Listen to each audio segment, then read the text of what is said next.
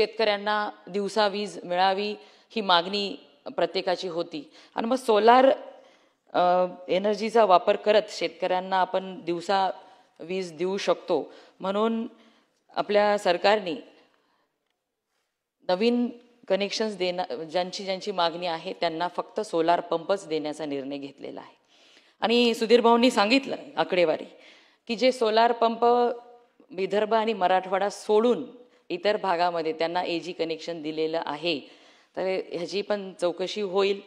आणि सुधीर भाऊ खरं तर दुर्दैवाने अनेक वर्षापासून मराठवाडा विदर्भावरती म्हणजे फक्त शेतकऱ्यांच्याच बाबतीत नाही तर प्रत्येक विभागाचा अनुशेष हा भरून आलेला नाहीये आणि त्यामुळे विशेष बाब म्हणून आपल्या ज्या आता शेतकरी बांधवांनी या ठिकाणी एजी पंपाची मागणी केली होती त्यांना तर त्यांचे पैसे परत दिलेले आहेत। ज्यांनी मग सोलार पंप घेण्यासाठी सकारात्मकता दाखवली त्यांच्या तो आपण 90% सबसिडी ह्या सोलार पंप कनेक्शनसाठी देतो त्याच्यात त्यांचे पैसे आपण वर्ग केलेले आहेत।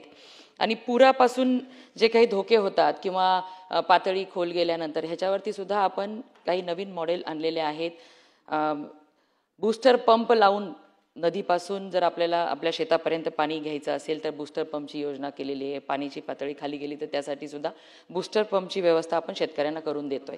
तरी देखील ज्या शेतकऱ्यांना एजी पंप शिवाय पर्याय नाही अशा शेतकऱ्यांच्या बाबतीमध्ये मुख्यमंत्री महोदयाच्या दालनात आपण बैठक लावून सकारात्मक असा निर्णय त्या ठिकाणी होईल अशा पद्धतीची बैठक लावू आणि मराठवाडा विदर्भातील शेतकऱ्यांच्या खास चंद्रपूरमधल्या शेतकऱ्यांच्यासाठी एजी कनेक्शन कसं देता येईल यासाठी आपण बैठक लावू। धन्यवाद।